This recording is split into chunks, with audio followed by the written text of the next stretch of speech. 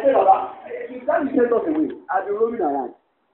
And the Lord said, did you notice my son Job? And he said, oh, we don't notice Job. You are blessing very well. And you are blessing, and that was why he was serving you. And the Lord said, that's not true. And he said, God, let's test him. If I test him, you will see that Job will abuse you. And the Lord said, I give you permission. Now, if you don't read that chapter 1, and you pick the story of Job from chapter 2, and you are reading from the children that were having party, and the house collapsed and killed 7 children. And you are reading another one that his business, his cattle business, they were going and the fire came and destroyed the cattle. And the fire came, destroyed the sheep. And the fire came, destroyed the poultry. And for one man that has a big business in their country, in one day, he lost all the business that he had. If that was where he started the story from, the first question that would come to the heart of anybody was that, what was his offense? What is happening to him? The same way we look at our life too and say, God, people shame. Or you look at your environment. If you are from PAP or from prayer, fire must come down and say, I want that baby in the moment. Because you are oriented to assume that there is this enemy that will follow you everywhere with remote control. Whether you are born again or not. And you begin to generate a lot of questions to try and find out what actually went wrong that you can make calamity to arise. But chapter 1 gave us a major clue that for every event that you see around you, there were 3 or 4 people having a meeting over every event. There's a man called the God Almighty.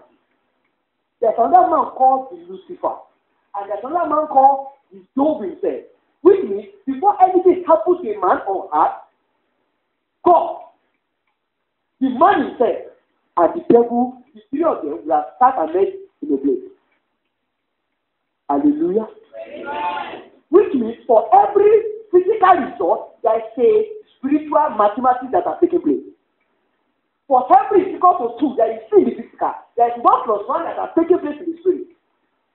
And for every result that a man is experiencing in this life, there's a side of it in the spiritual. I can tell you as much as closely tell you that to the level of who is your roommate today has a spiritual backup to you. But if you take eternity for you to know that the person that was in your room today in LLA school was part of the divine agenda, that they sat down in heaven and they designed. And you take Christianity to know why they put that there in your room. I've seen it happen over and over. That years later, after marriage and becoming mother of twins and 3, there was a problem in her life. We are sorting the problem out, and the only answer was that was why I put her in that school of nursing, that room with that girl. Unfortunately, she had nearly packed out of the room to another friend's room. The girl was telling the story in the book in school of nursing, that there was a girl that was repeating the same story, that the Lord has put in that room, and for stupid reason you are pastor, the Lord said you don't recover. The problem you carry for that school will stay with you permanently. One girl scream out of the program. Just pack out of her room. Because people don't know, for every event like that, including a place like fellowship, one of the things I tell my wife and tell myself is that one of the things I don't do, that I will not play about with my children, is that my life has known the implication of who my friends were, the school I went to, what happened to me, those events, and the fellowship I attended. In making decisions for my children's future, I will pay attention to those things too, because those are things that none of them happen to a man by coincidence, including the person that was your friend today. Are we still together? Yes, sir. So the picture of Job showed us that for everything that happened to Job, there's a spiritual activity going on at the back. Are we clear at that point? Yes. Then number 2, a worker in an hospital, anywhere, especially nurses, because we are talking about nurses, one of the issues that is always ringing around our lives. As scary as it is, I don't like it. But to some degree it was true. Psalm 44 verse 33, Bible says, for we are counted as sheep for slaughter. That when men wear nursing uniform and they are taking care of sick people, As much as they are pleasant, they are nice, they are wearing white, they are looking beautiful, they are doing their best to care for patients that were feeling sick. Patients will spoil their bed with urine, the innocent nurses that know anything about it will come and clean it. Patients will poo-poo on their body, nurses will clean it up without putting it on their mouth and reach with people. Getting wounds, they will dress it without feeling bad. They take all manner of it up. And as good as they are, in some other realm, they look at nurses, each time they do anything for patients, as somebody to slaughter for sacrifice. That was why in those days the Lord was telling us, before you send my exchange students to word orientation, God will do the first word posting. They must have listened to this message. And those days we kept to it. That as soon as I have a new student after the orientation, I will come to school and teach them this. So that we will not send new students and they will become sheep. You know, animal for sacrifice. When you are blinded, the animal did not know what you are going to do. Can you imagine? Even when you are sharpening the knife, the animal was still there. When you are putting the hot water on the fire, the animal was still looking at you. The day you will kill the fowl, you still feed him that morning. And that fowl is being prepared to die. And that's how, in some realm of spirit, when they see nurses do work for patients, the only thing they see is this is somebody who can slaughter for this condition. That our grandmother is not feeling fine, who can we sacrifice for our sickness? That nurse. The only one that was taking care of her. Because in their realm, nurses, health workers are taking, as far as they are concerned, they are sacrifice animals. That's what I'm telling you right now. So my friend, he made surgical ward in Lautech. They were doing IGT.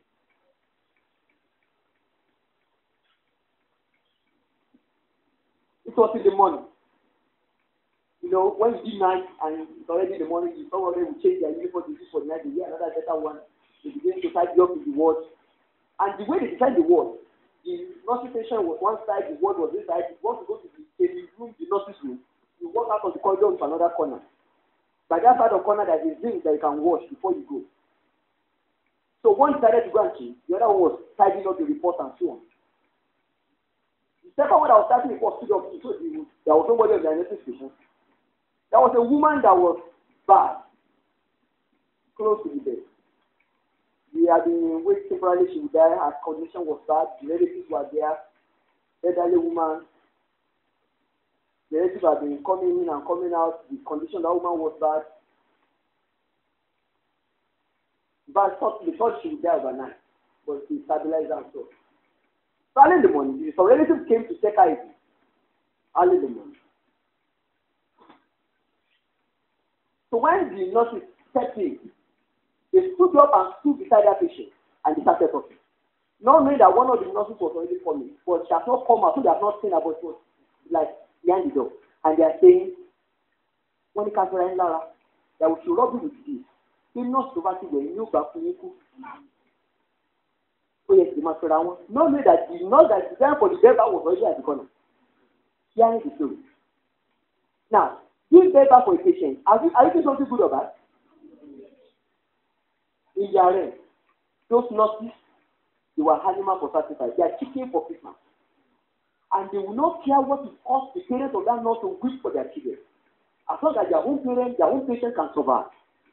They won't care that you have come to learn how to take care of innocent people that you don't know what happened to them, whether they are harvesting their errors in life, and you are sick in your bed. You are doing your best to take care of them, caring to kill. You know, I see some of those plans that you will not serve God and kill yourself in the process. That you will not do this nursing job and carry cost and kill yourself. You know, you can help and kill yourself in the process. You can be sincerely helping and sincerely killing yourself. See, we were counted as sheep for slaughter all day long. As far as they see nothing in white uniform, that's somebody you can sacrifice for that sickness. Hallelujah.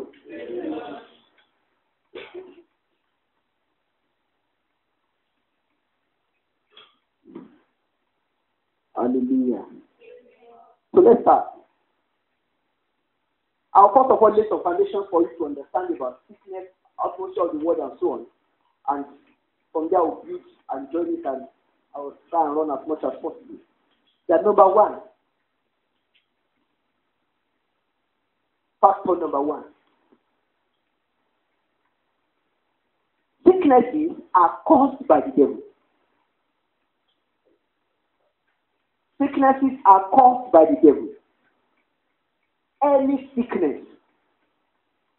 One day, I was sitting down, they brought a brother, he was having asthma, and the asthmatic cough was there. He was coughing. They are saying, hey, let's get all the nebulizer, let's get all the aminophylline. And there was none around, and I was hungry. You know, some brother was having the asthmatic attack again. And of course, everybody was looking at the pathophysiology, the doctor. And just because I got angry, I looked at the boy, and I got angry again. And in my anger, I spoke. Said, leave the boy alone. And simple as that. And all the gasping, all the reaction was come back as if it was a snap. This was like something left me. By the time they brought the dog, the boy was okay. Sleeping, standing. I said, what did I give? I didn't give anything. I only told the person that was disturbing him to feed him. Because every sickness was caused by something that can hear a voice. Every sickness, no matter the type, was caused by a spirit. A spirit that has 2 ears, 2 eyes, 2 legs. Whether they're using it or not, I don't care. But one thing about them is that they don't have a physical body. That's why you can't see them. This is one message of terminology. That the only thing they don't have is the body to use as an ID card. And they're looking for something they can enter into to make them function as a human being, to make them function our way. They could be around, you can't see them, but to make their presence known, they have to enter something physical. So, assuming now, if a stone outside there begins to fly, say, and why you don't be a say, and something that's what they also see Jalo, what's that for Jago? You were Okuta, Oyamari, and the Okuta obey say, Kasha. The only thing that happened to that Okuta was simply that a demon that was free around saw Okuta something to enter into, and he entered out that Okuta and he entered a clothes. That's the truth. If you want to support the king, tell them to hold on and say Jesus. If the devil came out of the Okuta will go on the floor. Because their 2 ranks and authority are functioning there. Are we together? Yeah. Every sickness are caused by the devil. And I can prove it to you. You see, that says in Romans chapter 5 that by one man, sin entered into the world. And by another man, you see, when that sin entered the world, in Genesis chapter 2, when Eve took the fruit and started the trouble, from that junction, Bible says, Eve entered into sin, brought her husband into sin. And that Romans chapter 5, and that Romans 5 verse 12, Bible was saying that one man, sin entered into the world, and sin brought death, and that death was done what? Power to every man. Which means sin was the father of every manner of sickness that you can see on earth. And who is the father of sin? Who is the father of sin? It's the devil. In fact, I was just doing a research meditation that if I can have a baby, that I can keep that baby without sin for 20 years. That baby will not have any sickness. But it's not possible. Because it's like, if I can keep a germ away, there won't be infection. Did you agree? If I want to make some people to sneeze now, I will say you should this way. By raising the door, they are not to be irritated, they will start sneezing. Did you agree to that part of the theology? If there was no door, there will be no what? No sneezing. Did you agree to that part of the theology? If there is no sin, there is no sickness. Do you understand? Because the germ of sickness is sin, brought by the devil himself. And you know the purpose of that? To create death in every man. Sin was the hand that was hatching the head of sickness. For the purpose that as soon as you consume the sickness, you must die. That was the purpose. Did you understand? That was the case. The devil was playing over human beings in the junction of sin. For by one man, sin entered the world. In Mark chapter 1, that was a story. Should I go to that story now? Maybe I should go to there. In Mark chapter 2, in chapter 2, there's a story there. Jesus was preaching somewhere. Some people wanted to see him, they can't see him, and they removed the roof of the place, and they lowered the man down from the roof by 4 people. Do you remember the story now? Mark chapter 2 story. I think it was from verse 9. And when they lowered the man, reading from that, when they lowered the man, and that man appeared in front of Jesus Christ like this, Jesus Christ did something very unusual. He was seeing a man with a paralytic, a man that was down on the bed, and Jesus did not pray for the sickness. What did he do? And he looked at the man and said, "Oh man, your sins are forgiven you." Why do you think he did that? Because it is not healing the man that was the priority. Something was keeping that man in the bond of sickness, and that thing is sin, introduced by the devil. That means if that man can be removed from the clutches of that sin, the body will heal itself back. And I want to say, the man, your sins are forgiven. When you are still arguing that Jesus can't forgive sins, then so that you can know that the both of them are easy, either to forgive him of the sin or to heal him. And so that they will know that it's easy. Stand up and walk. It's prove a principle that no sickness come of its own. There is nothing like ordinary sickness. Hallelujah. You see, the problem we have is because we are in medical line. We have been taught a lot of pathophysiology. Because how can I prove pathophysiologically that I shouted at the man with an asthma man that has a son that has an asthma, and I shouted at the man, and an asthma left, pathophysiology of that. For a sister that was an ulcer patient, I was the president, I said we want to have a program and everybody should pass. And the guy came to me, she must think I was a year 2 when I became president. Year 1 or year 2 when I became president. And that's why I was in final year. And she came and said, "Sir, I heard that you said we should pass." And I said, "Yes." She said, "President, I can't pass. My doctor said my ulcer is bad, that he said I should not pass." And she said, as she was saying it, I was your ulcer.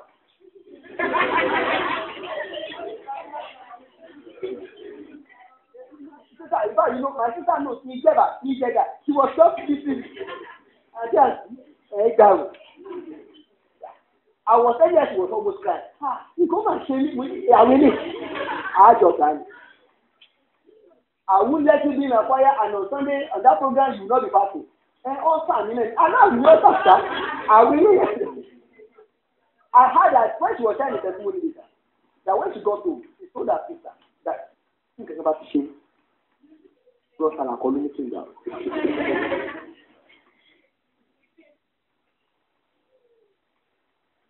You know the end of the story?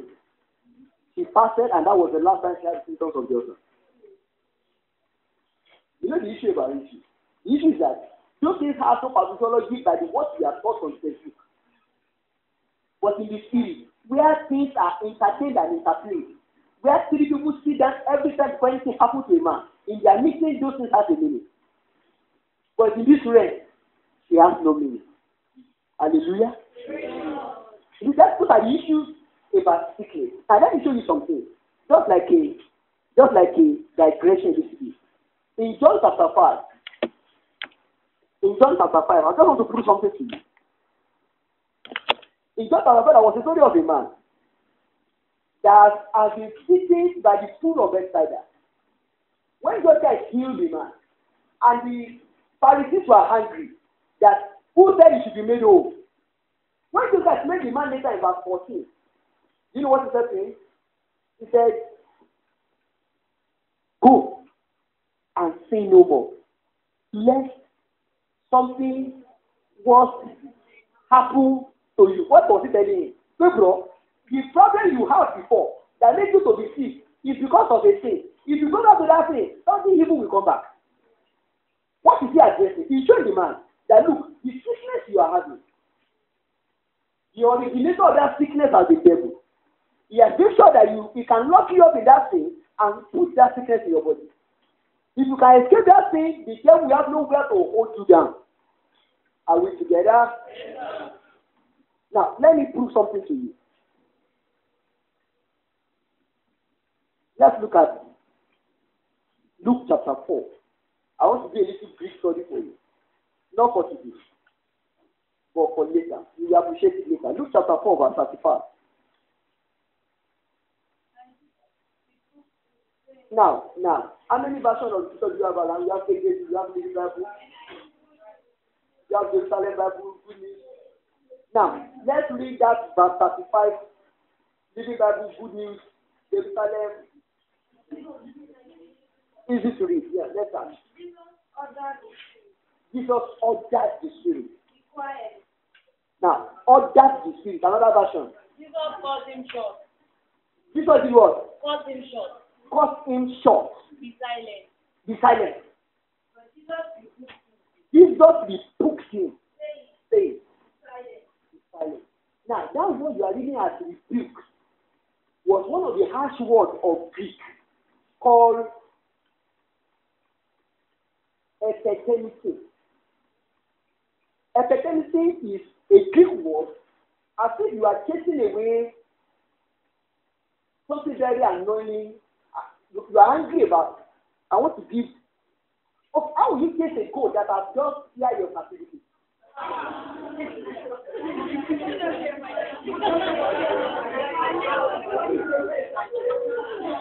You say, hey, yeah.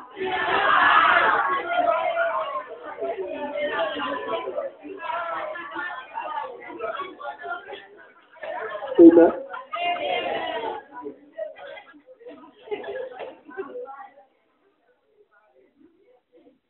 Even if you have Holy Ghost and you have not been angry before, that day you will be angry. And to make the matter worse, if one goes that you don't know the owner.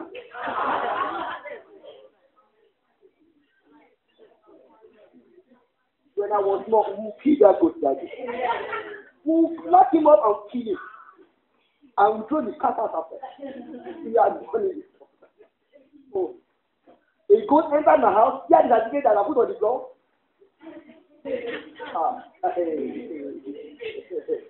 We kill it and go and say sorry.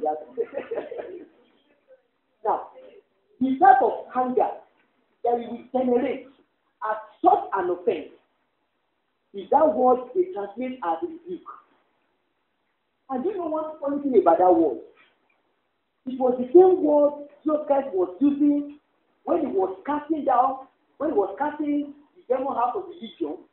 He was using the same language when he was healing the mother of Peter of malaria.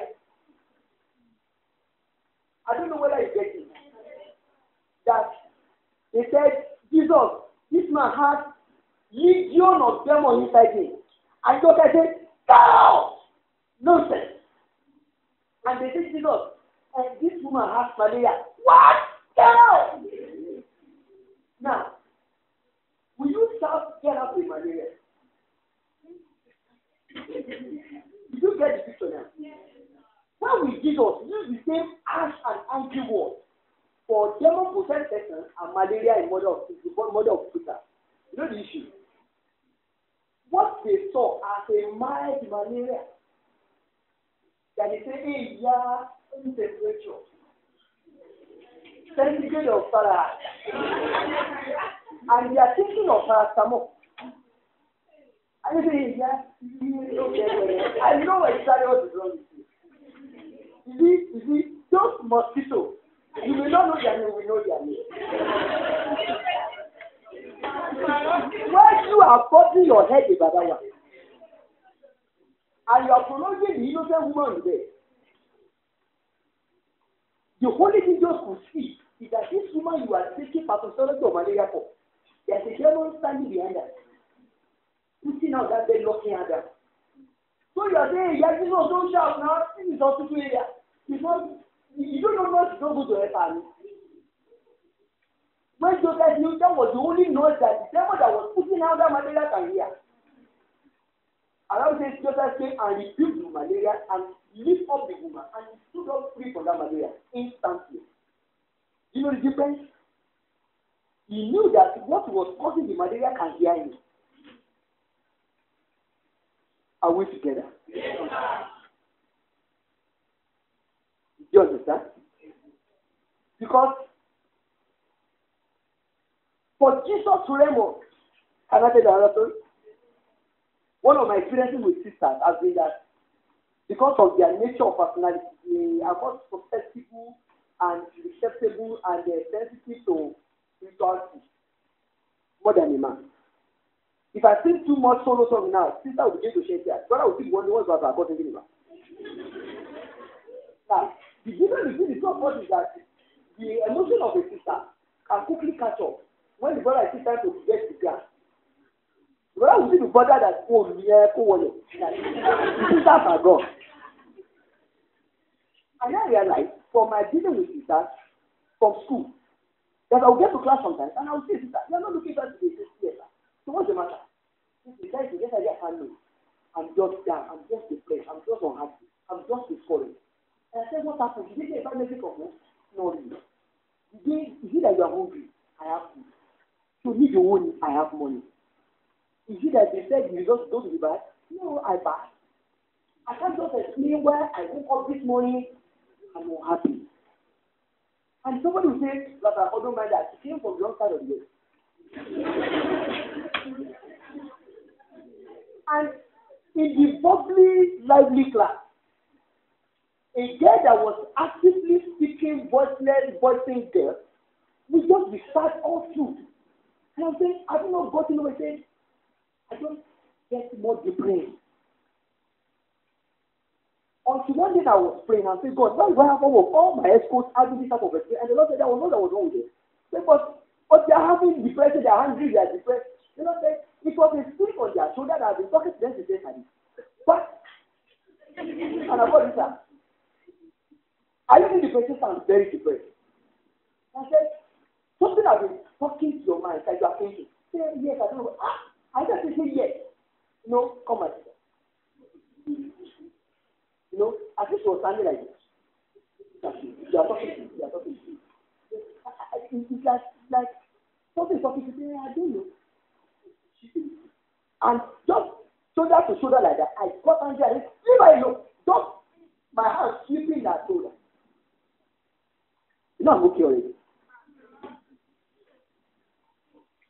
That the thing that was speaking was sitting on my shoulder, talking to her, that Silva Leonida. But that the voice that what that thing was saying to me overnight, you can't believe it. Telling me again, I have a breakfast so that it's not having a breakfast.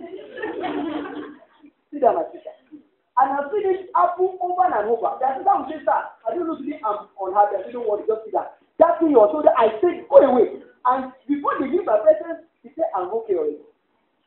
You think that's the judgment? What's the pathology of the patient?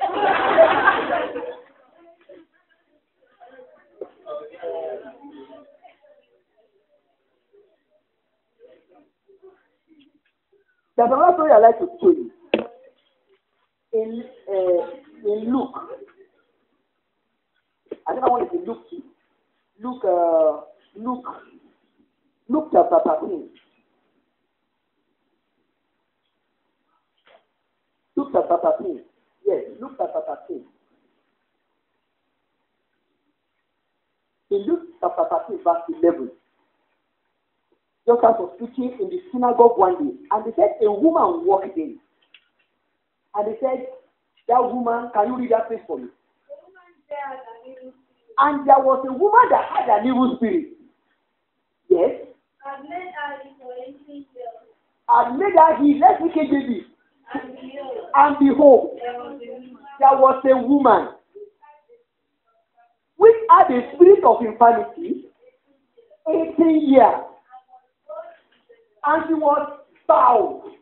Now, the picture of that woman is that she had spirit of infirmity for 18 years and she was bound, meaning that she cannot stand upright. She was bound. In fact, the Greek story Bible was talking about she was bound so much that she was almost bending down to her knees.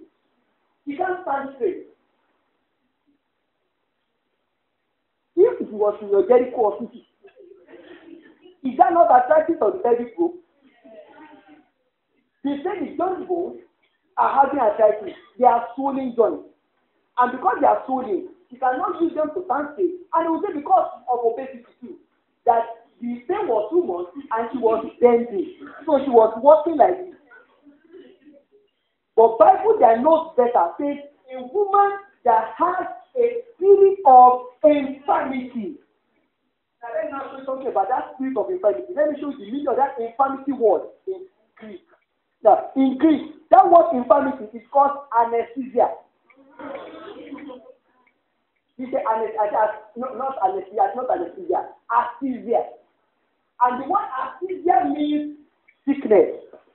That what they translate as the spirit of infirmity in Greek word, actually, that place led us a woman that was bound by a spirit of sickness 18 years.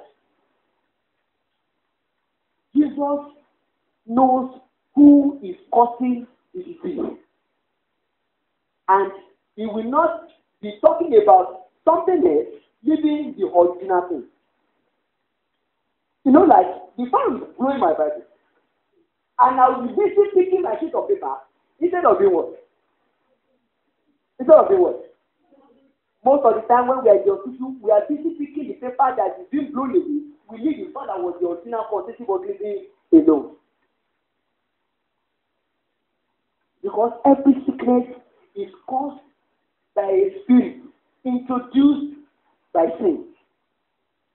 And you know sometimes, not that those that are having the sickness committed sin, but because the spirit that is causing it has been brought,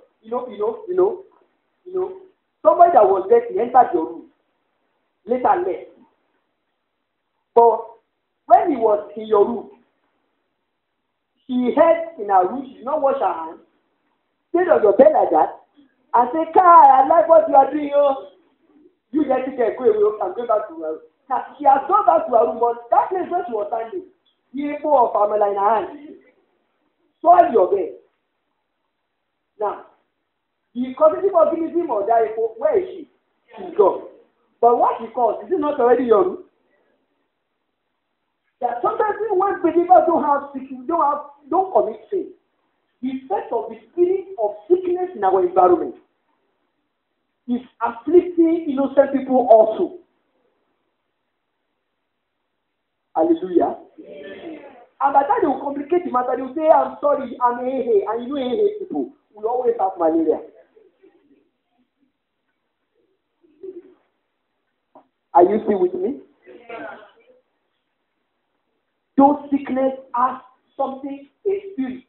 In fact, from the grouping of activity of Lucifer, demons, small undergraduate spirits controlling every department of sickness.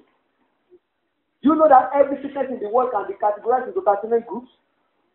And that was why they made sure that just like collected 39 stripes. There's one stripe of Jesus for one department of sickness. That was implication. That was why the stripe of Jesus was not 40, it was 39. Because every sickness can be grouped into 39 groups. There was one stripe for every group. Because there was a spirit that is monitoring every 39 department of sickness, including cancer. I'm telling you. Because the way the Lord designed our body was meant to function effortlessly with no sickness.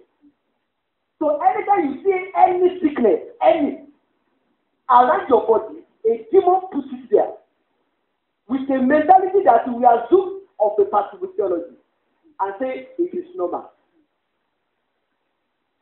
Have you not read your Bible? Bible says in Psalm 107 that the Lord maintained Israel for 40 years with their standards did not go where and there.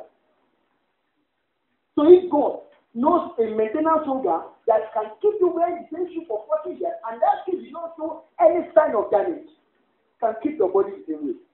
In fact, when you are in the wilderness, the Bible says there was none that was sick among them. Can you imagine? Some people will travel. I don't know who travel to Abuja. Some of our students that travel with us, between Abuja and Osogbo, their legs were swollen in the bus. And I said why? They said because they have traveled for too long. Imagine now standing, working for 40 years for 12 months, standing and walking, and their foot is not swollen. Do you know why? Something is keeping their body in shape. As you know, the Bible says in Hebrews chapter 1 verse 3, he said, for you uphold all things by the power of his word.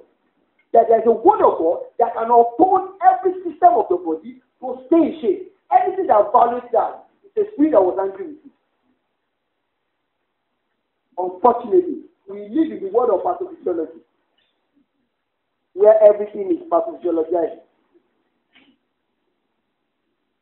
The next thing I'd like to show you is in Acts 10:30, where we were talking about, for just as God has come to destroy the works. Let me quickly let me confirm that picture. Acts 10:38. Acts 10:38. And how God anointed us of Holy Ghost with power, who went about doing good and healing all that were oppressed. That word oppressed is katodynasthenios. Katodynasthenios, which was a complex word in Greek that can be split into two, kata and dynasthenios. Kata means under, down. Dynasthenios means in control and in charge. So which means, Bible says Joseph was anointed of God with the Holy Ghost, was going around healing those who that were being what? That were oppressed. That place from Greek means that he was going about healing those that were covered under the control of the devil. That anytime you see a sickness, the first thing that should happen to you is that you are seeing somebody that was covered under Dynasthenios in charge of the devil. That means when you say devil, those people that are on the admission on the bed, who are they? And who are they? That was really Yoruba. That when you put a sickness on a man, what the devil doing? I want to put that person in my pocket. That was the meaning. That all of the what you told that Rabbi, and as soon as that sickness is introduced, that man is reduced to a property in the hand of the devil. And that was why when a believer is in sickness, the first reaction should not be pathophysiology, should be anger. That I am not under your control. It is cold this morning. Let's take vitamin C. It is cold. Let's wear cardigan. It is cold. You should look at that vitamin C drug and say, I am not under your control. I can take vitamin C if I want to take it. I am not taking it for kata. Kata, listen and let's get it down more. Are we together? Because those things you call by any means were supervised by a spirit. And those things listen. Every disease has been known to listen to words, including cancer. When I went for psychiatric coaching, there was one word named Medical 2. I was just reading about healing that time, and the pastor was teaching about healing, and Dr. Jai said we should go and be demonstrating. And I just got a book from a friend, was on healing, and I read overnight, I couldn't sleep, prayed, and I just get angry, and I took my evangelism for this, and said, let's go to Medical 2. We left our work in Medical 1, and went to Medical 2.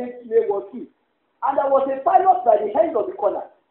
They said he has not been taking drugs, he has been stubborn, and he has been depressed. He had an accident, he had an incident injury, and since that time, he had a psychiatric condition plus some other things manifesting. And when I saw the notes are not looking, it's my psychiatric my evangelism condition, I said, excuse me, sir, good English speaking man. Sir, can we pray for you? We preach and preach and preach. Say, sir, can we pray for you?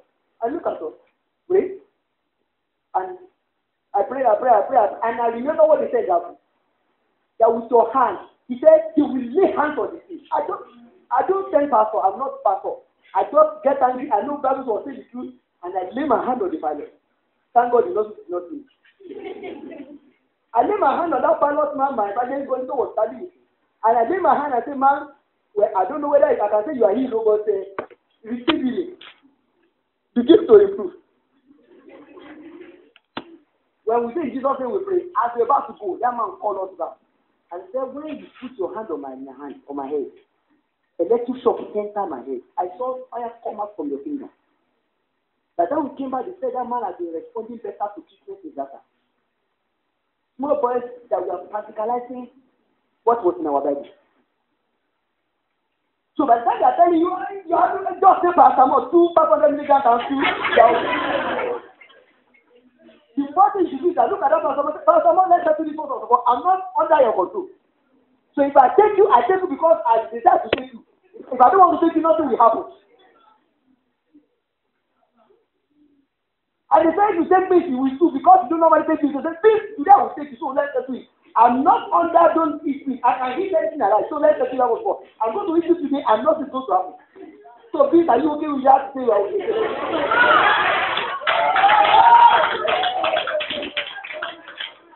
I took one of my daughters. Should I tell you more? No, let me tell you.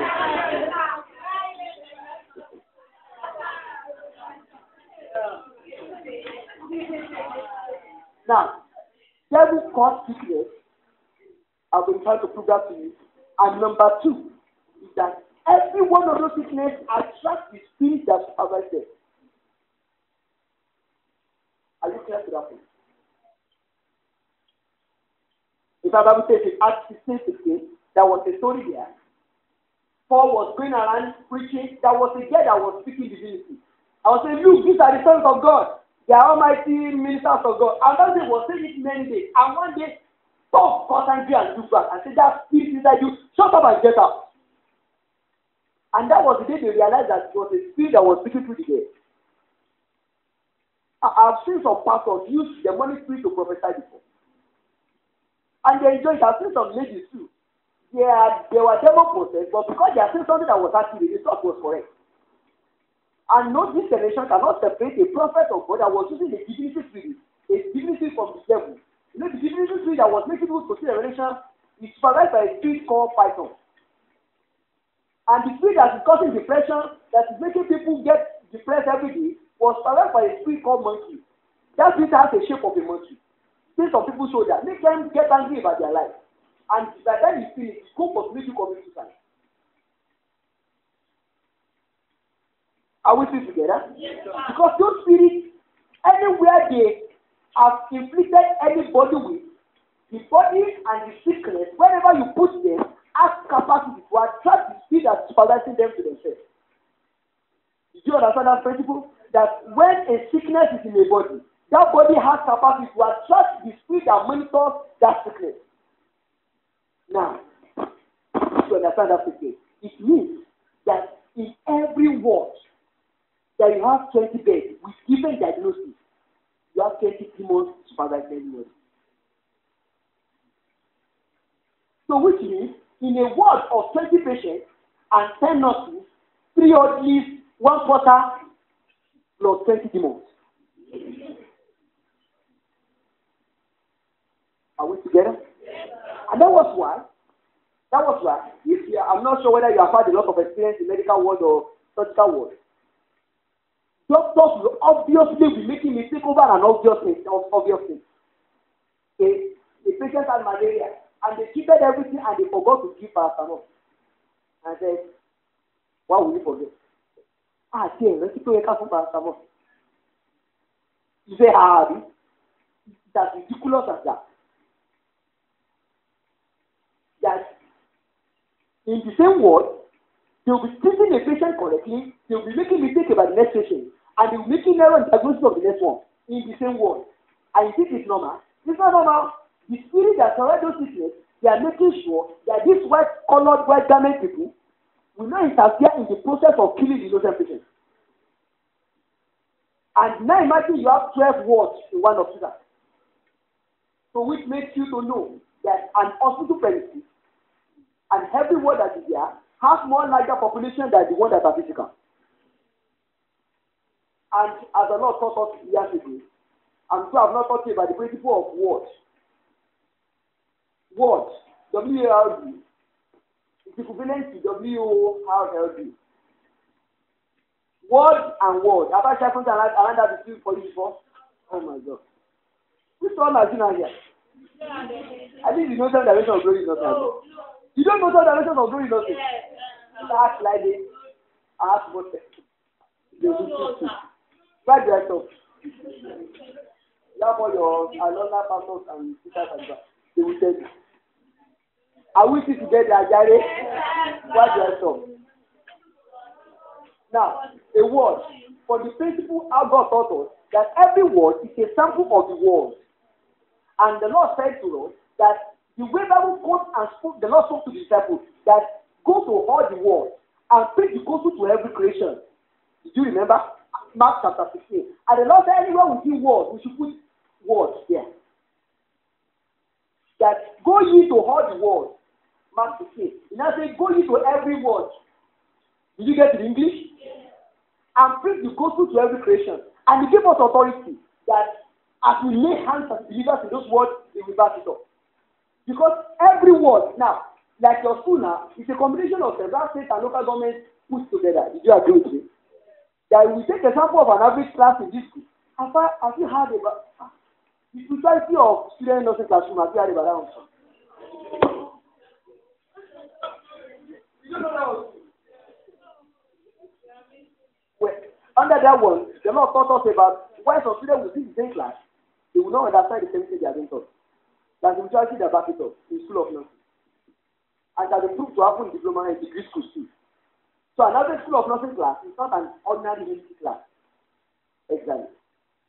And that was why if you have a particular chair you normally use, there's a way you handle that chair. You have decided that again, don't call it there.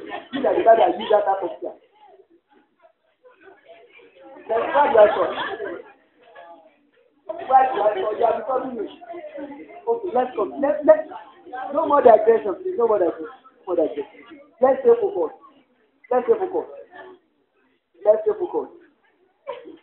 So which means every word is a combination of like every school is a combination of a lot of things comes together as a student. So you understand? The same way, every word is a combination of a lot of spirits sitting together, mentioning different people. And it is not perfect to see that a patient in a particular ward that was brought in with malaria can go away with diabetes. And you're wondering, why did you have diabetes? The truth of diabetes is in the word. Tell somebody that was vacant that I can get upon. Because every word has a combination of spirits like that, sitting beside each cases you are monitoring. And they are not sitting there playing Ludo. No, they are not sitting there. They were attracted by the patients that you have treated. Like as patient was coming in, they followed that patient to the world. Did you understand? And for everyone like that, there's an interplay that takes place. And I'm sorry to tell you, nurses and every other health workers are exposed to their interplay every time. What do I mean by that? When spirits are gathered around patients in the world, every nurse taking care of those patients are exposed to their activities there. There's a bed here, there's another bed here. The spirit here is handled with the spirit here. And the nurses that were taking care of them will walk in between those two beds every time, picking one thing or the other. What if they are trained both to each other?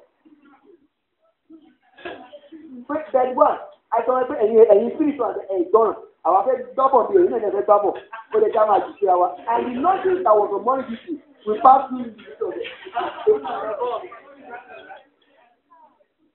so please don't not get on and say, no, because they know that I'm going to double that hour.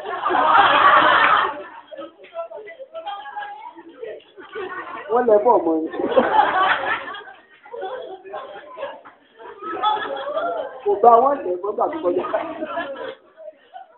And that's the danger we now see.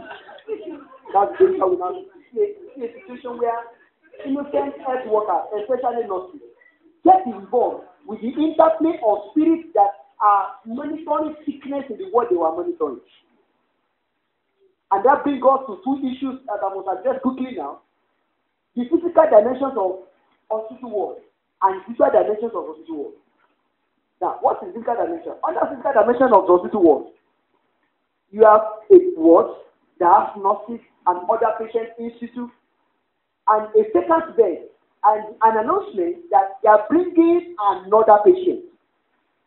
So to say, they said, in this ward, maybe it's a male medical ward or male medical ward, male surgical ward, there's a woman that they are bringing, she has tuberculosis, she's coming to medical ward. And they're bringing another new admission, a tetanus patient is coming in. Into a ward that's already full with other spirits too. And they are taking.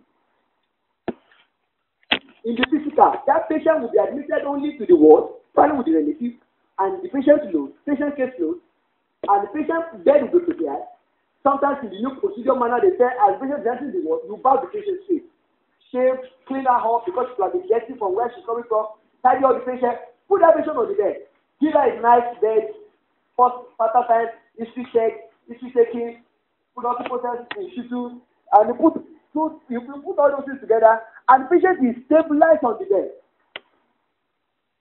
But the procedure is not in there. Because in the spiritual dimension of that admission, as that patient was coming in and you are sending the patient in on the bed, the spirit or the sickness of the patient also followed the patient in. And was looking for the other demons around that to connect with. So as you are putting that patient on that corner, it's not only that patient that was entering that corner, the spirit of that sickness followed that patient in and was connected to other patients on the wall. Hallelujah. Bible says there was a story of a man of Gadara. He was a man that was living inside town. When Jesus Christ met him, he said, how many people are inside? He said, we are legion.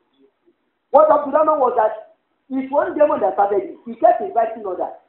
So the principle of how demons work, they have capacity to invite others to their party. Bible says when you cast a foot out of a man, and you don't replace with anything, say that foot will go and roam around. And then he will come back and check if anybody is occupying that person. He says if nobody is occupying it, then he will go and bring how many? He's only one saying there before. He will now go and bring roommates and sleep. And they will come and do what? Decide the life of that man. And Joseph was one that said that parable. He said the hand of that man will be more terrible than his beginning. And that was why that sometimes some people were discharged and they are going home. In the principle in the spirit, there is no permanent discharge.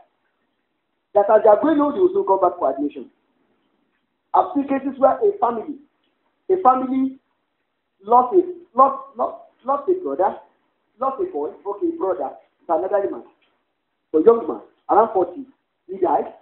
The mother stayed with him till the day he died in that ward. Only for a month later, the head of brother picked another sickness, diabetes, brought to the same hospital, admitted on the same bed. And when the mother saw the bed, the nurses prepared for the boy, busted into care. Mama, kí ló ṣẹlẹ̀? Ẹ lójú kí ló ti ṣe ní ìdílé kan ló ṣe ní. Mother told her that was the bed that the younger brother died upon, the same bed, the same corner. And that boy died that too. Yes. Yes. You know, in the spirit, those things were organized. In the spirit, as far as when they are detaching that family from the hospital, it is Robbie they escape them. They will soon be admitted back. Because it's a spirit that was monitoring the sickness that they are passing through. And there was nobody enough in the family to be angry to say, I am not under you, let's discuss this. Now, when the spirit of the sickness is now monitoring the bed, as you are monitoring the sickness, four things take place.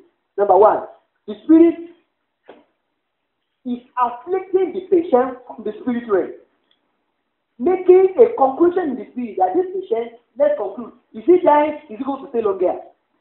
And when they are settling that, they will go to the emotion and put their blood, every blood that they needed to put, that we keep the process on.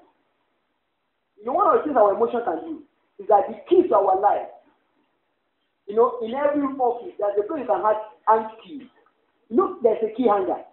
Or in every room, there's a place to keep keys. If you agree with me, every house has a where they keep keys. The keys of our life are kept in our soul. So when you are working with God and everything is okay with you, means that your life is under lock and key. Only Jesus Christ and Holy Ghost are inside. No problem.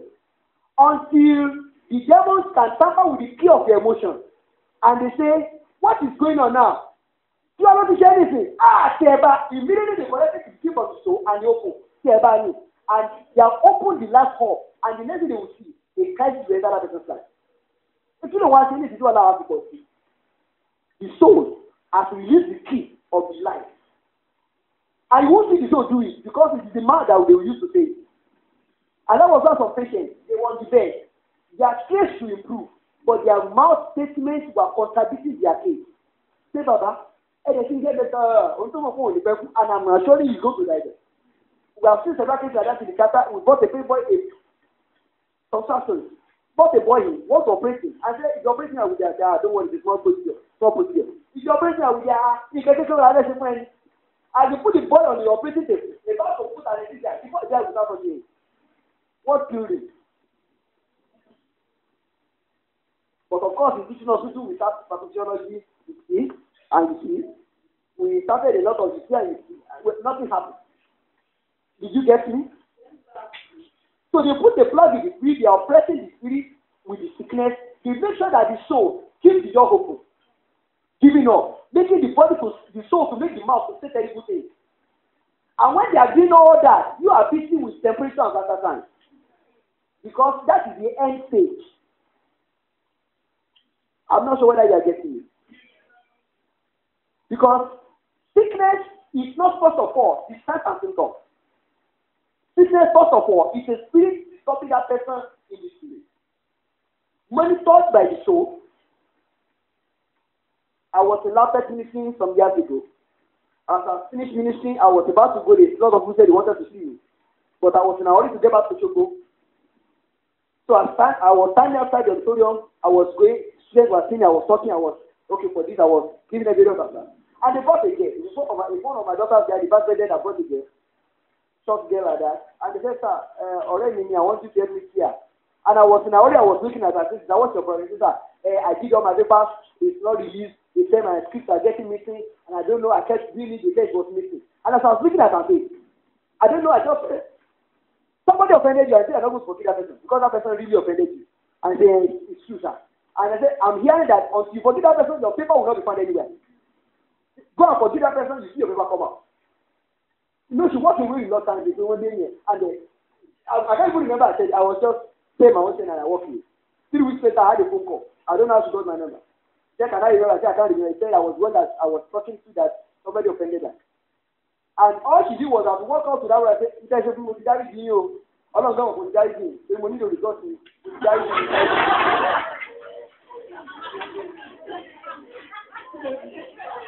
You won't believe it. She found those two girls. The lecturer that have been looking for a skill, they say, you're going to have an extra year for not finding the skill. So they found the skill lying somewhere. What took the skill away? The spirit monitoring our failure in school. Are we still together? And they are making sure that while they are operating now with failure, our soul that controls the flow of our life is in annoyance and offense. So when we are bothered about, and let's ask the supervisor to check the drawer, they will be saying, look at it as stupid people. Are we not stupid people? Because the source of the problem is not in the drawer of the lecturer. It's not in the script of the girl. It's not even whether she passed or not. It's in the fact that there's a spirit that's not making her to pass, and her soul is opening the door of her life for the enemy to continue the activity. Are we together? Then finally, the body is just manifesting a lot of symptoms. And God forgive you if you know the pathophysiology. You just be enjoying it. You see, that woman will begin to have right God now. And you say, I told you, I've read it. Now, you are just seeing a body sequence that is in conjunction with what they are doing in the spirit. The soul is monitoring the process. That sometimes, if you can make a patient to control the soul, you can lock up the process and stop the sickness. I don't know whether you get me, but for my time, let's just run. Now, the next level is now the knot that can be split into 3. Number 1, knot in the word as a peacemaker, as a helper, as a carer. Bible says, blessed are the peacemaker, for they shall be what? Call the children of God. A peacemaker is somebody that was bringing peace to a man that was sick, was bringing peace to somebody that was on the bed, was helping, was caring. The blessing of God hangs upon them as they do their job. Because in the definition of a word, admission for a patient, it is divided into 2. That admission is a prison to arrest a man that has been wayward before the Lord, or it's a refuge center. The Lord wanted to deliver his son. That let's admit him on the bed, let him be delivered. Let's admit him on bed, he has been running away from salvation. Let somebody preach to him. Now, when they are on the bed, the nurse taking care of them can become a peacemaker. Going there, being the bed, collecting the word from the Lord, and giving vital signs, giving their best to that patient. Or number two, that nurse starting to become a victim of a battery. That is going to give vital signs, and the more the vital signs she's doing, the more she's collecting causes and danger to her life. We are doing surgery one day, mammectomy. Mammectomy is a surgery by which you remove fibroid from a woman. And I was the perioperative nurse scrubbing. And in teaching of teaching, when they remove fibroid from a woman, everybody will look at you, will assess it, will touch it, will see the shape. You want to study the anatomy of fibroid, why fibroid is going to do all the discussion with medical students and nursing students here. And as a perioperative nurse, when they remove fibroid from the woman's body, they will give the perioperative nurse. Perioperative nurse will collect it and give the circulating nurse. The circulating nurse will put it in a bucket and keep it as a specimen. For those that have done the catapulting, they will understand. And that very day, I was just newly married, and the body woman, the fibroid was not too big, like the size of your size box. And as they bring out the fibroid, everybody was.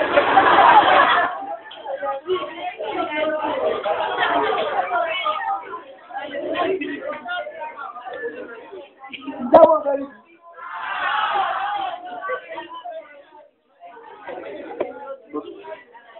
I should not exaggerate, but there are some that are as big as your jaw. I've seen one as big as this your jaw in a girl that is less than 20. And when they finish the surgery and say, will I have a baby? They say, we use the video to say you now. When she gets to she will find out. What did I talk? So they brought the fibroid. Everybody was talking, looking at the shape and so on. And they delivered it to me, and I put it on the trolley, preparing for the specimen container to come. And like a normal instinct to look at fibroid, we have been looking at it for years. There was nobody. I turned from my table to touch it and examine, and I had it. If you touch it, your wife gets it. And as I put my hand like that, my hand free. I said, thank you, Jesus. And I put my hand back and I continued it. What if I didn't hear anything? What if I'm a 16? A nurse that was meant to be slaughtered for Christmas, working in a world stupidly doing all the better signs. She just gets home and finds trouble and say, wrong related to us in the guy. She's 16. There have been cases of people that wanted to do surgery. Mama was gasping, we are going to do surgery for her so that she can be okay. And when they are preparing the woman to take her to the theater, they said, I think before you take the theater, I have one day, like a deal here, on bank too. And that like a deal was what they have added all the sorrow of onto. Anybody that remove it, connect to what sickness. And the nursing sister, in the name of caring to kill herself. I'll tell you people in love and you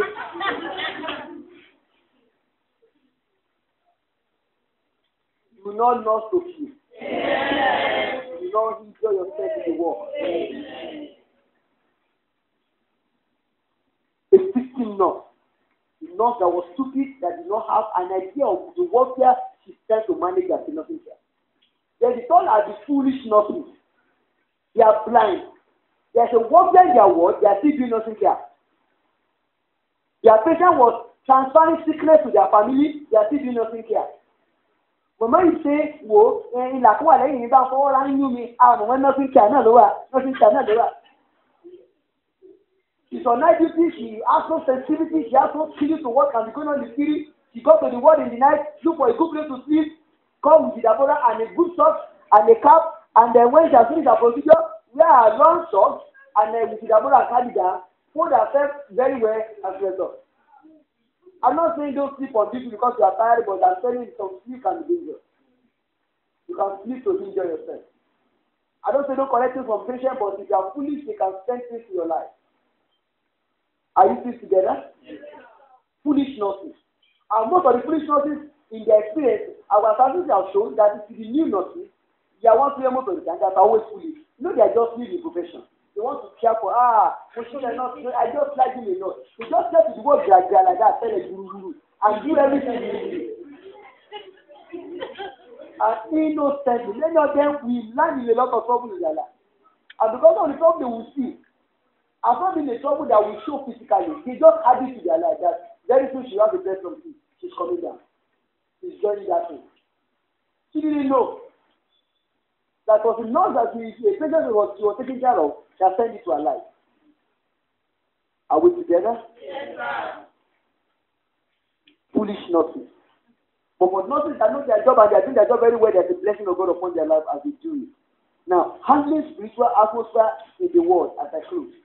There are 5 things that I would like to emphasize. Number 1 is that as you are a nurse in our midst, a student nurse, as you settle the issue of the call of God upon you as a nurse, are you called to nursing or you are here for salary? Because one of the things that will happen in warfare, one of the things about warfare is that they operate with identity. That means when they get to the gate, he said, lift up your head, only gate, and be lifted up, everlasting door. I want to care for that thing. And the people monitoring the gate said, who is that is knocking? And reading that place very well, they have to mention it was your guy that was knocking twice before they opened the gate. Anytime you are standing in the warfare of spirit in the sector, especially the one that is demonic oriented, one of the things they want to be sure is that who gives you a right to take care of that patient? Then anytime you are standing, you see, in the mystery of nursing uniform, the parable of nursing uniform, one thing the Lord was telling me was that the nursing staff, in the new trend of nursing uniform, they are removing nursing staff. Of course, it was correct. But why they put it in the first place? Actually, it started from the cape of the nursing sisters. That's the sister normally wear. That's where it came from. But why did they normally put it? Why do we have nursing staff? The parable behind nursing staff is that nursing staff is your emblem that you are called to do that thing you are doing. You know what they call the mantle in the spirit is our nursing staff. That when I put that nursing staff on my head, if I talk to you as a patient, the fire to my life is coming back to you. I'm not here by myself. The Lord sent me and gave me a cap as a covering. I'm called to be a nurse. Do anything like, if you send it, it's coming back to me. So if you like, remove it, but the value must be saved. Even when I don't wear my nursing cap, God brought me to nursing to go and pay, or I'm here because of money. But if you are here for money, you are going to stand in the middle of battle line. And when they are shooting, you could be a victim and you can't blame them. And where did you kill that nurse? Where she started in the middle of the battle line. And there was a shipwreck. Are we together? One of the things you must settle before appearing in the world is that are you sent to be a nurse? Are you sure what you are doing? Or you are here because you want to go abroad and you need more money? Then number 2, the principle of the blood. It said, and they overcame him by the blood of the Lamb and by the word of their testimony. One of the things the Lord gave us as children of God is the covering of the blood. That when I stand on the word, one of the first things I do is that I am covered with the blood of Jesus. And not just me. When I stand to minister and I do my work in the blood, as I cover myself by the blood of Jesus Christ, I cover everything that pertains to me by the same blood. So that I will not finish taking care of a patient at home and it will transfer sickness to my innocent boy at home. Or the husband that was innocent that did not even anything about the things you are doing in the hospital, he will be falling down sick every day. You take care of somebody that has malaria. That as you are covered by the blood, Bible says, when God gives Job a covering, the devil said, who will not know Job? Is it not Job that you have made a hedge round about him, round about his family, round about his property? That the covering of Job is in 3 layers. That when God was covering Job, was covering his family and was covering everything that was called property to Job. That by the time you are covered by the blood of Jesus Christ, as you do your work as a nurse, it's not just you that was covered. Everything you left at home is covered too. You won't do a nice work and you want to send an attack. Of course, when they can't reach you, they send it above you to go to abandon. But as they send it to your house, waiting for your children and your husband to come back from work, the blood is stopping them there. Are we together? Yes. But the problem of blood, do you know the problem of blood? If you violate into sin, the blood will leave. Number 3, sensitivity. I'm sure that was the area where Lalu was teaching it. That's a dimension God gave believers. You know, everybody is natural. But for believers, we have a dimension called super to our natural. We can switch to supernatural, which means as a believer, I can behave as if I'm not a human being. That I can be hearing things God speak to me about you when you don't know. And that was all called sensitivity. Sensitivity is a dimension where our spirit man is manifesting out for us. It's giving us information beyond our head knowledge. It's revealing to us what is in our environment that somebody close to us that is natural cannot see. Meaning what? I can come to your room and I wanted to sit on your bed and I have an alert to my feet. I want to sit down, have a dark in my face. I don't want to sit down. Sit down now. I'm not sitting down. Oh, like you, if you like it, you will sit down. I'm not sitting down. You don't know why you are not sitting down for something that was bigger than you, that was inside you, for him that was inside us is bigger. That thing that was inside you was doing you one that you cannot confirm yet. But you better obey. Hallelujah. The pastor wants to preach somewhere and he was fasting, and as he was about to drink tea, they gave him after administration. Let the cat don't drink. I want to drink tea. This is tea. Powder milk and butter and hot water. He wanted to drink, he was having a cat. Then he switched to the spirit. You know how to switch to the spirit? He started to speak in tongues, blah, blah, blah, blah, blah, and was having a feeling. There was a restriction. Don't drink that tea. So we're Holy Ghost, don't worry, I'll drink Holy Ghost. And he poured hot water, and he was taking powder milk into that hot water. And this it was only milk. And when the powder dissolved inside the water, he started with his food. He wanted to lift it, that's a restriction again. I said, don't drink this thing. So it was holding on. Oh, show me one money, show me one money.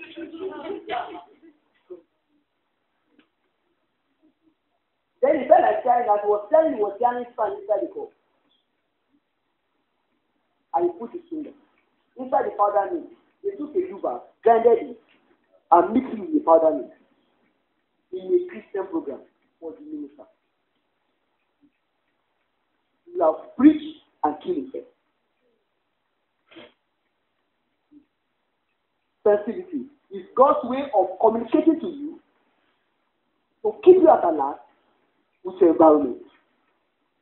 That you are caring for a nurse, you are caring for a patient, mama, and you want to do the next thing, and you had a sharp reaction. That your hand must stay with you. Sensitivity keep you protected as God standing beside you, keeping you all the way. It's another message on its own. And you grow your sensitivity, the more you speak in tongues, the more you grow your sensitivity. The more you speak in tongues, the more you are alert. You will be sleeping, but you are aware of the environment. It's like, some people when they are sleeping, when you enter their room, they can know somebody enter their room.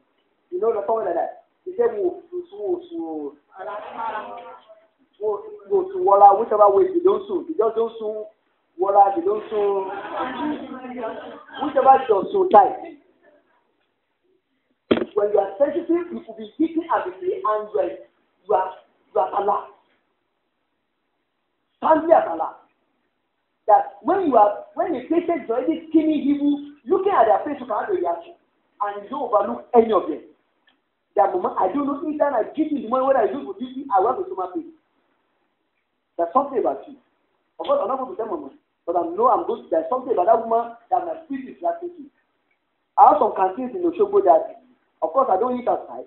So sometimes when I have people that wanted to, like at the time when my wife was pregnant, she was asking for one man of, so I have to drive around the town, looking for which food she wanted to eat today.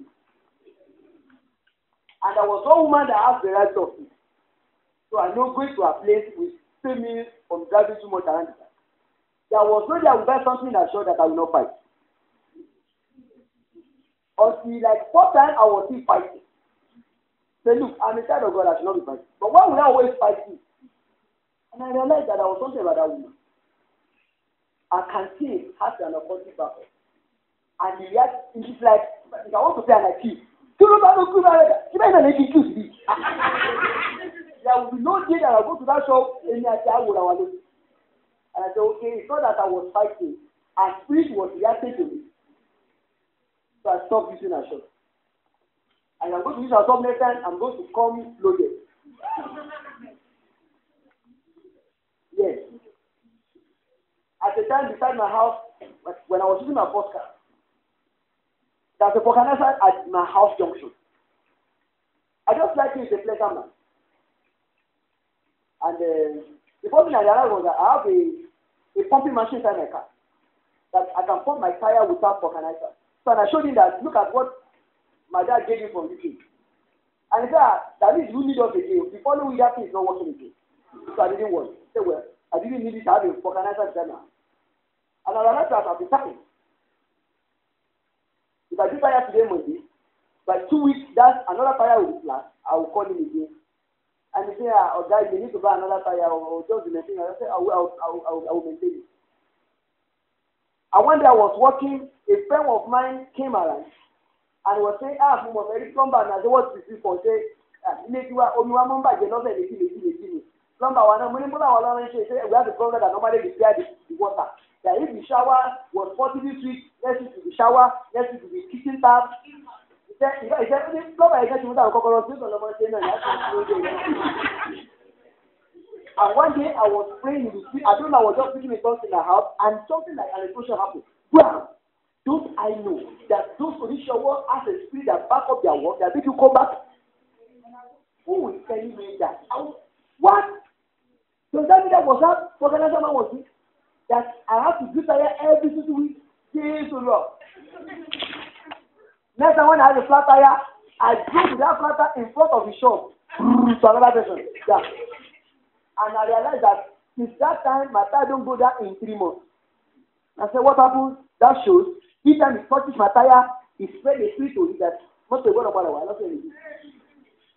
And when I was telling my friend about, you should go and pray about the plumber, he said, there's nothing. When I was telling another friend, he said, the same thing has been happening since the day he brought that boy to come and repair a tap in his house too. And I said, that boy plumber has the same spirit too. If they start anything in your house, that thing, still the house will keep having that. I will keep calling them, and they are like their monthly contribution. Sensitivity. You make it to know what you don't have a proof for, but you see it in the place.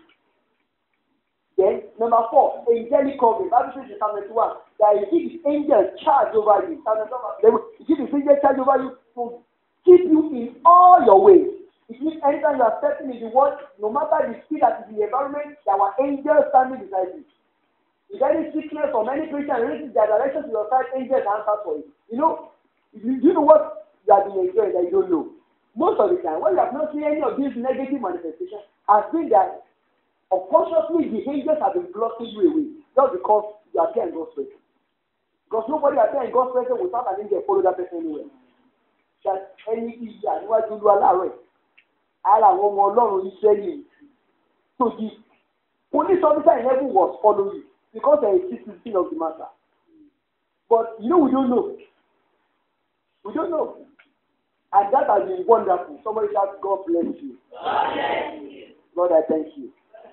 You can't say that was me. Thank you. Because you don't know about angels. That's another topic. But in the angelic and manifestation, their duty is like a police officer. The way they would use to governors, they monitor children of God like that. And because children of God don't know about their activities, they don't appreciate it. But most of the time, when those sickness in the world split and break off, children of God as nothing are shielded. But of course, some of them still coordinate instructions and make those business come. Now, things you must not do in any word, so that you don't generate attack from those demons around to you. Number 1, don't entertain any fear. Fear is a door opener. Anytime you fear any case, anytime they brought any condition and you are scared, rebuke that fear or help that thing you fear is coming your direction. Never let any case scare you. You are children of God, you are in God's kingdom, it must not come to you. Because you are your man, amen. Amen. Is that clear? Yes. Number 2, make sure you don't get involved in the nasty fight in the world. Don't join them to do strife, don't join them to do fight. Any word that you see nation that they are not fighting. Say, nation, you are waiting, nation. We are going to show you. You are very close to CNO. We CNO. We are going to see you and let you. Anybody are doing that, most of them are not in the same. But they are not here. We have a major condition. I'm telling you. Any word that you see one nation very stubborn, very hard, can abuse cockroach and mosquito, can abuse student nurses for wearing you and abuse because they think you are sharper. Any word that you are doing that, if they can't post you, begin to pray before you go there. Because if you join them in that hunger and that offense, it means that every one of you working in that nurse, in that unit, you are going to pick one of the issues you are taking care of.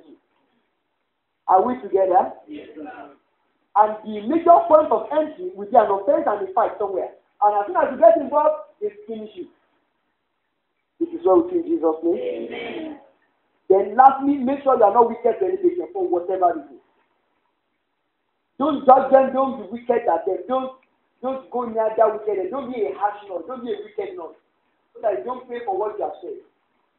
As for the thing that they want to buy, you don't have to you will only vote that way. Don't go into wickedness. You are not meant to be wicked. If you go inside it, if you go around it, you can generate attack to your direction. You see, Bible says the cost that is costless shall not come. And there's a battle that is costless cannot come. Which means that some battle that you don't need to fight, you don't need to get involved. Two fighting at the back. When it's not in your room, you need to go and warn there. What is wrong with me? Does that concern you? Wọ́n gbá bọ̀ Nàìjíríà gan tó máa fẹ́ ló tó máa gba abẹ́ ni. Why don't you, if you don't want to work Nigeria, but why don't you sleep? Or be singing, or be watching your friends' shows. You have nothing to do now. Than to go and watch Nigeria more and you are fighting there for because they beat Nigeria. Those are useless battles. If you prove wicked, battle that does not concern you will come your direction. Amen. Amen. I want to stop there. Amen. Amen. Should we pray or will you ask your questions or we pray? Now, let's I'm designing up the question. Let's pray. Close your eyes. I think the prayers are very simple.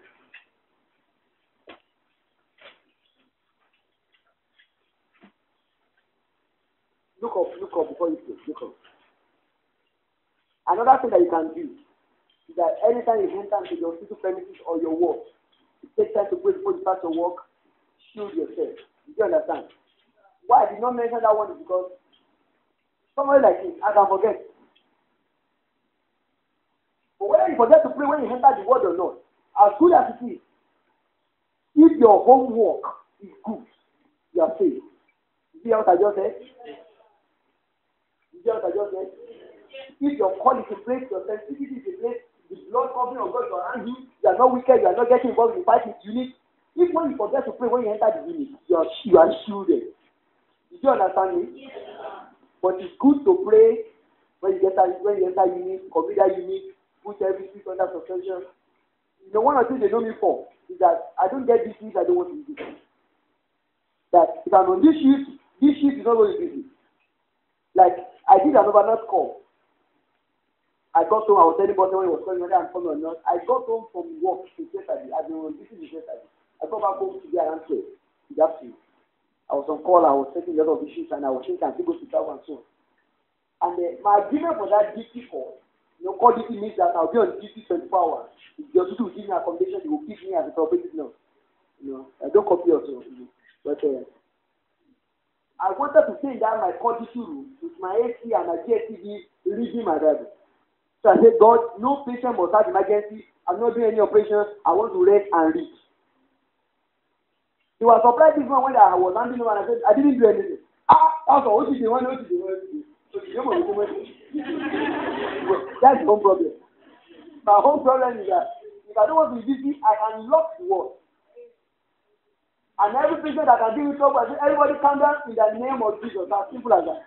At the time when I do it in the word, I still remember that after doing it, especially when I was near here at the time, when I do it, you still be patient.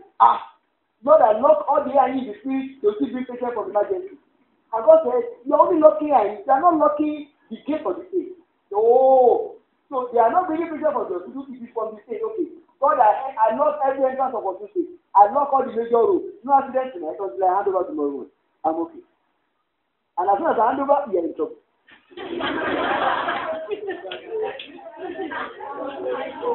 Are you still with me? So, taking charge, taking authority in the spirit works. But in case you forget, your shield should be in place, your holiness should be in place, your blood covering should be in place, your sensitivity should be in place. Are we together? So let's pray. Your prayer is very simple. Lord, make me sensitive. Lord, make me sensitive. Let me know what you are doing. Let my spirit man grow up. Lord, let my spirit man grow up. Lord, let me be sensitive. Let my spirit man be matured. Let my spirit man be matured. Let me grow up, Lord. Lord, let me grow up. Lord, let me grow up. Lord, let me grow up. Make me to be sanctified. In Jesus' name we pray. In Jesus' name we pray. See after me, Lord Jesus. Anything in my life. Anything in my life. Anything in my life. Anything in my life. In my attitude. In what I say. In what I do. In what I eat. Everything about me that can destroy the blood cover, that can tear away the covering of the blood of Jesus over me, over my family, at any point in time. That thing, oh Lord, tonight, by your mercy, wash it away from my life. In the name of Jesus. Turn it into prayer.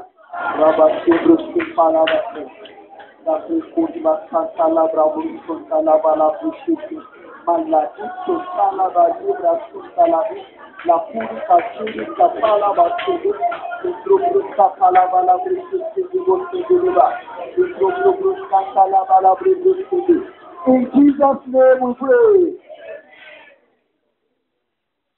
Say after me, Lord Jesus. Anything in my life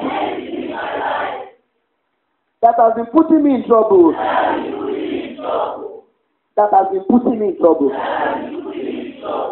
that can also put me in trouble later, that you have been trying to protect me from.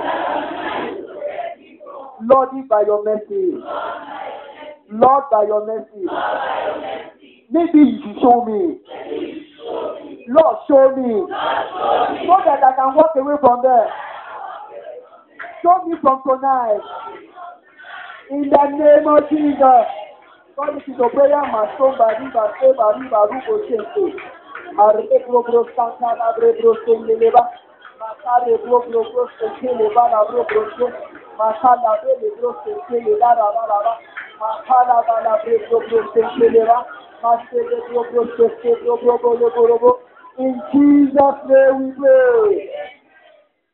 I have an instruction for somebody. I don't know you. I'm seeing a picture of two ladies who are gafu for. The Lord is telling me it is that your friend that has been the problem. If you can separate from that friend, your attack will be reduced. Somebody in this meeting, you are a girl, you are not tall, you are a short girl. I can see two short girls. I don't know. I'm seeing you wearing white. I don't know. You are a short girl. You have a friend. A man in the world. And you have been having a lot of attacks in your life. The Lord should tell you that your friend that was the conductor for those attacks. He was not bringing the attack, he was the attacking for the attack. Only imagine when the attack was not here. And because you are together, you must shout from the attack. The Lord is saying you should be careful of that friend. I don't know you. That black sister, you are not yet complexion. I'm sure you are black, you are not tall. You are short like the fellowship secretary.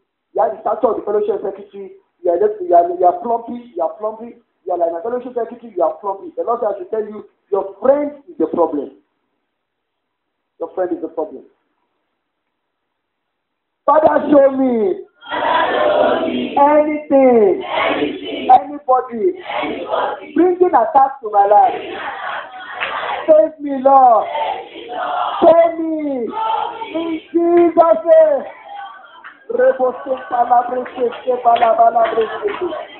La pare bosoka la breka la breka de je ka de koro koro se le ba la breka la breka je ka la breka la breka la de ka la de le bro bosoka le ba se bro that can le bro se la show me Lord show me Lord show me Lord show me Lord show me Lord show me Lord show me Lord show me Lord show me Show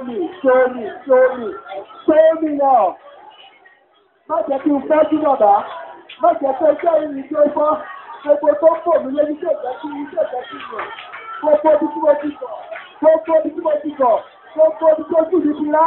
Bàbá, lẹ́nu lójú, jẹ́ kí n rí bàbá. In Jesus' name we pray. Sit down properly or you stand up if you like. Sit down properly or you stand up if you like. Are you comfortable? Just be comfortable. Just be comfortable. If you don't feel like standing up, sit down. Sit down majestically. If you are going to sit down, just sit down. Sit down majestically. Daddy Elolaga or Benefwe. Sit down majestically or stand up with authority. Say after me, Father in Jesus' name. I'm sure you know the meaning of what you are saying. Father in Jesus' name. The name that is above every other name, the name you are calling my brethren. Father in the name of Jesus. Whether I'm silent, whether I'm making noise, the people I'm talking to can hear the sound of my voice. Father in Jesus' name. I'm not asking you to shout and say, speak authority that has a name inside it. Father in Jesus' name. My Father in the name of Jesus. Every sickness. I don't care your name. Every sickness. Anywhere. Inside my body. Listen to me. Listen to me.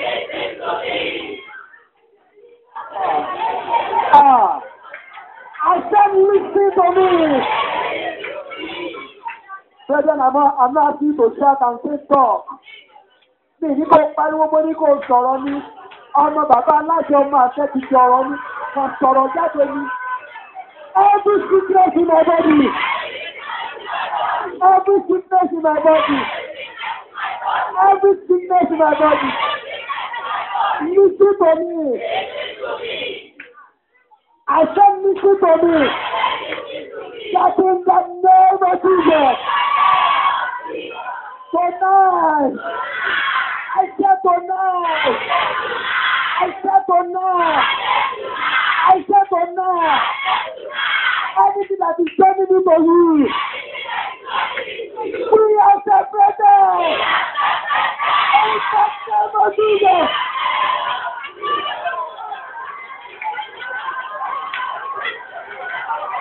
Gbogbo pawọ́pọ̀.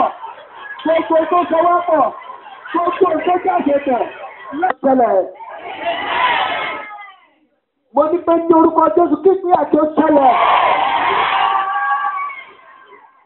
Mo sọ pé láti àṣálẹ̀ lọ gbogbo ẹ̀sán tó wà ní àgbára wọn láti àṣálẹ̀ lọ Kristi àti òṣèlẹ̀. Orúkọ wa kọ́ la fi sọ. Orúkọ bàbá wa kọ́ la fi sọ. Ìgbọ́dọ̀ ní kò ti fún wa ní orúkọ kan. Tó ti bàbá orúkọ lọ. Tó fẹ́ fún wa ní orúkọ kan. Tó ti bàbá orúkọ lọ. Hallelujah. Amen. Tó fún wa ní orúkọ kan. Tó ti bàbá gbogbo orúkọ lọ. Àníbà orúkọ yẹn, àwa pàṣẹ ní àṣálẹ̀. Pé àìsàn tó bá bá mi wọ bí lálẹ́. Àìsàn tó bá mi sí láàárọ̀ ẹ̀. Pé láti àṣálẹ̀ lọ. Ìpínyà tó ṣẹlẹ̀. Ìwà ìṣẹ̀gbọ́n Olúwa ẹ ti parí. Mo bá lo ògùn lásán ní yóò tún lo ògùn tó rẹ̀ṣọ̀rọ̀. Ìwọ òbí mi gbọ́rọ̀ Olúwa nílé. I can see a woman, I can see a mother of a student child is sick at home. Ìwọ mọ̀mọ́ gbọ́rọ̀ Olúwa. Say after me. Every mother that has a student in this school, that has a student in this fellowship, that is sick at home now. My mother, gbọ́rọ̀ Olúwa. Ẹni orúkọ jẹ́. Mo sọ tẹ́lẹ̀ sí àgbọ̀ ara wa. Tẹ́lẹ̀ láti àṣálẹ̀ lọ. My mother. Títí láti ó wọnú ara rẹ̀. Ní orúkọ Jésù.